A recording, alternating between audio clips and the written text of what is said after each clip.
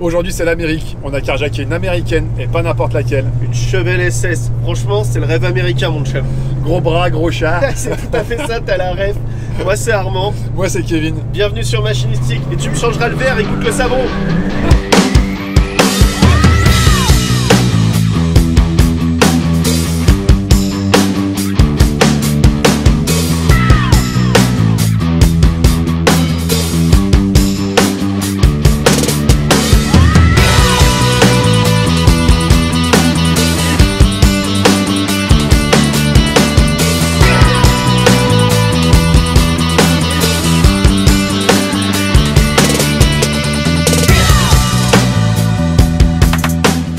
On se retrouve aujourd'hui dans une Chevelle SS 70. C'est un peu un truc de ouf quand même, Kevin. C'est un peu un mythe, tu vois, je trouve. Ouais, vraiment. Pour moi, ces voitures-là, enfin les muscle cars en général, c'est une vision de l'Amérique années 70, la liberté. Je te disais tout à l'heure quand on est parti de chez American Car City, on a carjacké la voiture. Tu sais, j'avais les deux mains sur le volant, j'étais concentré. J'étais en mode, oh, je crois que j'aime pas trop. Et à un moment, j'ai mis la main sur le haut du volant comme ça. Tu sais, une main. Et juste on cruise. Je me suis dit, ah, mais en fait, c'est ça l'Amérique. Faut prendre le temps d'entendre le V8 déglutir. Glou, glou, glou, glou, glou, permanent là, c'est génial. Puis là, d'être en train de conduire une voiture pareille, devant il y a le long capot et tout. Comme tu dis, c'est un peu entre mythe et réalité. Là, on est bien dans la réalité, mais j'ai quand même l'impression d'être dans un film dans cette voiture. Le pare-brise, c'est un écran de cinéma. Ah, mais là, clairement, là, c'est un film des années 70, muscle car, son du V8, c'est Hollywood quoi. C'est clairement Hollywood et je pense que c'est aussi pour ça qu'on aime bien ces voitures-là. Ouais. C'est en grande partie pour le cinéma. Je sais pas si tu connais le film Vanishing Point. Challenger blanche. Ouais, Challenger blanche. C'est pas une Chevelle SS. Bon, le mec se drogue, mais à part ça, il traverse quand même les États-Unis à tout berzingue avec la police aux trousses. Et c'est ce que m'inspire, moi, une voiture américaine comme ça, puissante. Moi, j'ai été bercé par le boulevard de la mort de Tarantino, où t'as pareil, t'as une Charger, t'as une Challenger, bon, t'as pas de Chevelle. Mais c'est vraiment ce mythe, il y a une Nova. Mais la Challenger de Boulevard de la Mort, d'ailleurs, c'est marrant que tu le dises, mais c'est un hommage à Vanishing Point. Tarantino a voulu faire un hommage à Vanishing Point. Et la Chevelle qu'on a là, en plus, on la retrouve dans pas mal de films aussi. Jack Reacher, Tom Cruise. Attends, t'as Jack Reacher. Tu sais que ce film, j'ai un peu du mal. C'est un peu l'histoire de James Watson, tu vois. C'est genre, c'est Jack Reacher. Ouais, et il arrive, je suis Jack Reacher, il tue tout le monde, il repart. Après, c'est Tom Cruise, tu vois. Tom Après- Cruise, il vole entre les aigles et le soleil. Ouais, c'est vrai. Après, là, je peux faire une Jack Reacher, tu sais, il fait ça quand il arrive dans le bled. Et il sort de la bagnole, tu sais. Olivier sera pas très content. Ouais, non. Mais non, effectivement, enfin pour moi, ça c'est Jack Reacher. Elle est rouge en plus, donc elle est très visuelle. Et tu vois qu'il il la roule comme une américaine, entre guillemets, tambour battant. C'est vrai. Tu parles de Jack Reacher, mais au cinéma, la Chevelle, je l'ai surtout vu dans un film très très mainstream avec un chauve costaud qui répond à The Family. Ça commence par Fast et ça finit par Furious. Ouais, dans le 4. C'est vrai. Tout le monde est là, la Charger, mais le retour de Vin Diesel dans la saga, il se fait avec une Chevelle. Et tu sais, elle est rouge justement, comme celle de Jack Reacher d'ailleurs. Et il la repeint en gris. Alors je crois qu'elle est gris mat, mais elle a plus la gueule de celle dans laquelle on est là. Elle est grise, elle a pas les bandes noires. Et il fait les premières courses avec. Et c'est comme ça qu'il se fait recruter par Praga. C'est vrai. Avec la Chevelle. Et quand j'ai vu le 4, j'étais en mode, oh, cette caisse de fou. Et je sais pas en quelle année il est sorti, on mettra l'année, mais j'étais dans l'adolescence. Et je me suis dit, putain, une Chevelle, ça tue comme caisse. Et moi, il y a un film qui m'a aussi marqué, c'est Drive. Ouais. Alors ça fait très mainstream, très peu original. C'est comme un mais- super film avec toute la bande son de Kavinsky et La tout. bande son, les images qui sont incroyables. Donc il est vraiment dans mon top 5 des films préférés de caisse. Et du coup, dedans, c'est pas une Chevelle SS de 70 comme celle qu'on a là. C'est une Malibu. Ah, la blanche avec les pare-chocs bizarres là. C'est ça. La voiture va avec le personnage mystérieux, etc. Tu vois. C'est vrai. Et je trouve qu'elle apporte une âme au film. Et puis ouais, enfin Ryan Gosling déjà dans le cœur. Et c'est marrant que tu parles de Drive, parce que Drive, il y a quand même, comme on disait, l'univers musical un peu de Kavinsky, etc. Et j'ai du mal à envisager une voiture américaine. Tu vois, le son du V8, c'est agréable, mais je trouve que c'est un bruit de fond. C'est un ça te berce. C'est vrai. Et c'est chouette pour accompagner de la musique. Et c'est vraiment dans l'idée du rêve américain et du mythe, comme on disait au début. Je le vois bien où là, tu vois, tu pars avec des potes, il y a de la place, et tu t'enquilles des kilomètres et des kilomètres avec une petite boisson sympa. Et puis de la bonne musique dans l'autoradio. Et je sais pas, on est en France, tu vas dans le sud-ouest un peu qui ça. fait la vibe l'été. Ça m'inspire un petit peu ça, ce genre de voiture. Tu mets ta planche de surf sur le toit. Ouais, de fou, le beau toit vinyle là, bim. Et quand on était ado, on a découvert ces voitures là grâce au cinéma. Mais au-delà de ça, on pouvait les conduire ces bagnoles là, tu vois. Je vois où tu veux en venir et c'est vrai. Dans les jeux vidéo, ouais. Et dans GTA notamment, Ouais. où, dans San Andreas, je me rappelle avoir la sabre GT et aller au Paint and Shop avec et faire tous les coups de malfrats de C.J. Jackson. Avec, moi je voulais que la sabre GT, elle était belle, ça faisait vraiment l'Amérique, je trouve que ça se fondait bien dans le décor de Los Santos. Je me racontais vraiment des films en la conduisant et elle faisait exactement ce bruit, tu sais, le... Là j'ai l'impression qu'on va bientôt aller à Grove Street, tu vois. C'est ça. Pour rebondir sur les jeux vidéo, moi c'est Driver, le premier. Ah yes. Alors tu sais pas trop vraiment quel modèle c'est. La noire. C'est très pixelisé la noire. Ouais. C'est une Cutlass, mais ça ressemble vachement à une chevelle. Bah, une Cutlass, c'est une chevelle, de ce que j'ai cru comprendre. C'est vrai. Merci. Tu commences l'ouverture du jeu par le défi. Alors soit t'aimes la chevelle, soit tu la maudis tellement c'est dur.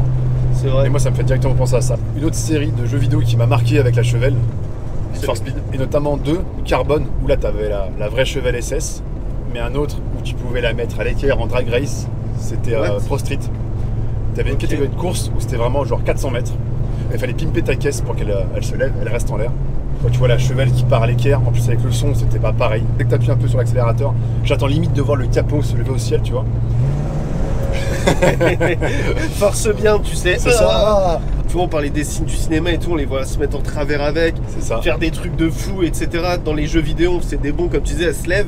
En vrai, c'est pas ça, mais il faut remettre dans le contexte où c'est une voiture des années 70. C'est ce que nous disait Olivier d'American Car City Classic, c'est que c'est une voiture, à l'époque, c'était quand même moderne, et quand tu compares à ce qu'on faisait en Europe, bon bah c'est beaucoup plus gros, c'est tout, mais t'as quand même les freins à disque à l'avant, elle fait 350 chevaux, et tu vois que quand tu accélères, le tachymètre il s'énerve quand même un petit peu. Remis dans le contexte par rapport à la 2002 Turbo qu'on a eu l'occasion d'essayer, on s'était fait la même remarque. Si tu remets dans les années 70 avoir un véhicule qui va aussi vite, alors oui, au final, il va pas burner, il va pas faire des trucs de fou furieux tout le temps. Voilà, j'ai qu'une envie, c'est mettre les Beach Boys. Je prendrais la National 7, tu vois, pour descendre dans le sud-ouest. Pas l'autoroute, cruiser sur des nationales, t'arrêter, boire un petit coup, manger. Ça respire la good vibes et ce qu'on pourrait trouver avec une populaire française au final, parce que c'est des voitures populaires. C'est vrai. Et je trouve ça assez intéressant. C'est vrai qu'elle est très confort. Enfin, moi j'ai l'impression d'être sur un tapis volant, de planer sur la route. Enfin, c'est perturbant, mais c'est agréable à la fois, tu vois. Ouais, c'est vrai. C'est vraiment une chouette voiture. Et tous les détails d'époque, tout ce qui est commande, c'est vraiment fait goût, tu vois. Ouais, trop bien. Vu que tu parles de cruise, de musique, est-ce que c'est pas le bon moment pour faire la playlist? Ouais, je pense qu'on peut s'arrêter. T'as trouvé des petits morceaux cool? J'ai 2-3 petits trucs en vrai. Let's go. La météo n'a pas été très clémente avec nous. On s'est pris une belle averse, donc la voiture est mouillée. On est venu là pour parler météo, Evelyne Delia, ou on est venu là pour parler de musique? Alors du coup, moi en choix numéro 1 de musique, je suis resté un peu dans l'ambiance américain, rock'n'roll. Et du coup, j'ai mis Crosstown Traffic de Jimi Hendrix, un accent from Boston, from Texas. Et ça, pour moi, c'est parfait. Tu mets ça dans la chevelle et tu cruises le long de la Highway 163 à Monument-Valley. La route qui déroule jusqu'à disparaître au loin. T'as Jimmy dans les oreilles et t'es bien, quoi. Ouais, c'est assez cool. Coup de la portière. Premier choix, c'est aussi un classique américain, bien 10-15 ans plus tôt que Jimi Hendrix. C'est Jerry Lee Lewis. Alors Jerry Lee Lewis, c'est rock'n'roll, rockabilly, et vous le connaissez forcément pour Great Ball of Fire. Moi aussi j'ai un accent from Texas, mais c'est plus Breathless que je préfère. Pour moi, elle m'inspire beaucoup plus le voyage en américaine avec des copains, tout ce dont vous parlez avant dans la vibe. Et pareil, je me vois bien cruiser là-dessus, mais pas sur une highway américaine en France. Coude à la portière, vraiment méga chill avec Breathless Sun, tu vois, twisté dessus, tu vois, ça m'amuserait bien. Jerry Lee Lewis, c'est vraiment pépite. Allez, écoutez. Et toi, Kevin? Alors moi, en deuxième choix, petite Madeleine de Proust. Je vais rebondir sur les jeux vidéo, ce qu'on disait un peu tout à l'heure, avec le meilleur opus de Need for Speed, The Run. Pas du tout. Le plus claqué au sol. Mais dedans, il y avait quand même une El Camino SS et il y avait un son qui sortait dans le jeu. C'est Lonely Boy, The Black Keys. Oh, classique. Tu connais. Ouais, j'aime beaucoup. Dans n'importe quelle américaine, ça passe. Et là, c'est vraiment l'Amérique, la liberté. J'ai aussi un second choix encore américain. Alors, c'est un choix un peu... Tu vois, là, la voiture, elle est super belle. Elle est disponible chez American Car City Classic. Eux, ils sont vraiment spécialisés dans les voitures très léchées, très belles, etc. Mais je les aime bien aussi quand elles ont un côté un peu déglingo. Quand elles étaient bien dans le creux de la vague, années 80, début 90, quand ça valait que dalle. Elles étaient massacrées, les voitures. Et ça se trouve, il n'y a même plus le bon moteur dedans, elles sont plus matching et tout. Alors, c'est pas du tout ce que vous avez trouvé avec American Car City Classic, mais Moi, c'est comme ça que je les aime bien aussi. Et je me suis demandé ce qui illustrait le mieux ce côté déglingue, début années 90. Et je pense que c'est Nirvana qui ont réinventé le rock au début des années 90. Et je vais choisir la musique Lithium de Nirvana. Et ça, je me vois bien avec les cheveux pas lavés depuis une bonne semaine, puant un peu la sueur dans un t-shirt dégueulasse, en train de déprimer sur ma vie parce que ma meuf vient de me larguer. Et je suis dans mon américaine de 350 chevaux. J'en ai plus rien à foutre, quoi. Alors moi, en troisième choix, c'est un truc qui va être beaucoup plus vénère. C'est Slayer, Delusion of Savior. L'accent, encore une fois, coupé à la serre. Et pour moi, c'est le côté vraiment hard rock. Tu vois, ça me rappelle un peu les pistons qui vont venir taper dans le V8. Le côté brut. Et ouais, t'as ça au volant, mais je pense que t'es bête, tu vois. Heureusement, on a un toto bloquant. Mais ça, t'es très bête. Un toto bloquant. Un toto bloquant. Et mon dernier choix extrait de cette playlist que vous pouvez retrouver sur Spotify, ça va être une chanson de rap français. C'est H Motel. Et ça va un peu dans la veine de t'es déprimé, post-rupture, tu roules, tu mets ce son. Et je trouve ça très stylé. Tu sais, quand t'as l'impression qu'il te reste plus rien après une rupture amoureuse, à part ta bagnole, tu vois. Tu dis, j'ai plus rien, mais j'ai une bagnole cool. Et je me vois bien cruiser un peu comme on était tout à l'heure, dans la Chevelle, en écoutant ce rap-là, un peu mélancolique, avec le son du V8 qui berce, et se dire, ok, elle m'a quitté, mais j'ai encore un gros V8 sur le capot. C'est une sorte de thérapie entre musicalité instrumentale et motoristique. C'est capillotracté. On va vous mettre le lien Spotify, Deezer aussi également, dans la description ou par là, on va voir, on fait les mimes. Allez voir la playlist et surtout n'hésitez pas à nous dire si vous avez des suggestions. On aime à chaque fois découvrir des nouveaux sons aussi. Donc quel son irait bien avec la Chevelle si vous étiez derrière le volant? Il y a un truc que je kiffe trop, Kevin, c'est les ceintures. J'ai l'impression d'être dans une caisse de NASCAR. C'est carrément ça avec ça. Et ça fait le boucle de ceinture, tu sais, de cow-boy. On était au Far West, on était des cow-boys. Tu vois, t'as le troisième point là. C'est hyper dangereux. Ça fait vraiment une caisse de course en vrai. Ouais, ça fait années 70. Hein. À l'époque, t'as ça, t'as juste envie d'aller sur un circuit ovale. C'est vrai. Moquette et tourner en rond. 1970, je pense qu'on est en plein milieu, tu vois, t'as la Roadrunner. La Roadrunner 69, c'est la plus puissante, celle qui fait 500 et quelques chevaux. Du coup, on est en plein dans ce que tu disais, c'est le NASCAR. C'est Richard Petty, c'est les grandes heures de Mopar. C'est absolument ça, ouais. Bon, là, on est dans une GM. Mais je sais pas s'il y a eu des chevilles NASCAR. Je sais qu'il y avait les Monte Carlo, qui en soi est une chevelle, c'est une base de chevelle. Ah bah oui, bien sûr. Donc, enfin si, il doit y avoir des chevilles. Des chevelles NASCAR. Oh, on n'a pas bien bossé le sujet. On a fait aucune concession. Mais les muscle cars, c'est vraiment un délire à part quand même. C'est vrai. Et beaucoup disent j'aimerais trop une Mustang parce que c'est un muscle car. C'est des pony cars. C'est des voitures avec un petit moteur. Et d'ailleurs, pony car, la Mustang, vu que c'est une voiture avec un cheval sur le capot. Et puis c'est un petit V8 dedans, c'est la pony car, elle est équipée par un poney. Je vais chercher le poney. Mais c'est vrai que les muscle cars, c'est totalement à l'opposé. C'est petite structure, petit châssis, ouais. Une petite caisse et gros moteur. Ouais, petit châssis. Je m'entends. Mais oui, c'est pas une Cadillac coupée Séville quoi. Puis aussi à l'époque, quand même, les Américains étaient très protectionnistes. Ouais, ils aimaient bien garder tout chez eux, leur production, etc. Ouais. Et du coup, les muscles, c'est vrai qu'ils sont arrivés à un moment, je pense vraiment, c'est pour contrer tous les imports. Tout ce qui était les Volkswagen, même les Renault à l'époque. Ouais, ou même si on regarde les voitures allemandes, comme disait Volkswagen, les Mercedes, BM commencent à arriver avec des voitures performantes, ce qu'avaient pas forcément les Américains. C'est totalement une philosophie opposée. Cette course à l'armement, à la puissance, ça permettait aux Américains, enfin du moins aux constructeurs américains, d'avoir un vrai argument supplémentaire de vente. C'est vrai. Vous avez des voitures européennes sympas, sportives. Dynamique. Nous, on a une voiture puissante, 4 places. Toi, t'as vécu aux États-Unis. Moi, j'y suis jamais allé, mais j'imagine des grandes lignes droites où cette bagnole-là, elle a tout à fait sa place. C'est fait pour aller de Boston à Los Angeles. Tu traverses le pays, t'es bien, tu cruises. Du coup, c'est une Chevelle SS 396 au niveau du moteur. Mais c'est un 402 cubic inch. C'est ça. Les petites triches, on a lu ça, c'est les petites anecdotes de geeks, c'est marrant, mais on est quand même des geeks, faut l'assumer. Mais du coup, c'est un 6 litres 5 au lieu d'un 6 litres 4. Il y a différentes anecdotes là-dessus. Certains disent que c'était un vieux stock de blocs, une histoire un peu nébuleuse, encore un truc de café. Alors que la vraie histoire, c'est une histoire de pollution, etc. Puisque la fin des muscle cars, si ça a commencé en 64, c'est qu'il y a quand même eu une fin. Aussi. C'est le choc pétrolier 73-74, où là, il y a eu un gros contrôle sur les émissions de pollution. Parce que c'est vrai qu'au début, c'était vraiment la course à l'armement. Le plus grand nombre de chevaux, Et effectivement, après avec les nouvelles régulations en termes de pollution, d'émissions, et puis les crises pétrolières qui sont arrivées juste après, c'est vrai. Ça a totalement mis un terme justement à cette course à la puissance. C'est revenu dans les années 2000, 2005, 2004 avec la Mustang, etc. où ils sont revenus, mais ça n'a pas le même charme parce que je pense qu'il y a quand même une question d'époque. Ce qu'on disait, c'est que ça, c'est les années 70 et ça rejoint ce qu'on disait en début de vidéo, c'est l'insouciance, une bagnole comme ça en fait. Alors je vais être honnête avec toi, j'appréhendais un peu de rouler la Chevelle. Parce que pour moi, et pour revenir au mythe, c'est vraiment la voiture qu'il faut maîtriser, qui veut tuer à chaque instant. La puissance, etc. Le châssis, le châssis de l'époque, les années 70. Et honnêtement, quand je suis là derrière le volant, c'est vraiment agréable à rouler.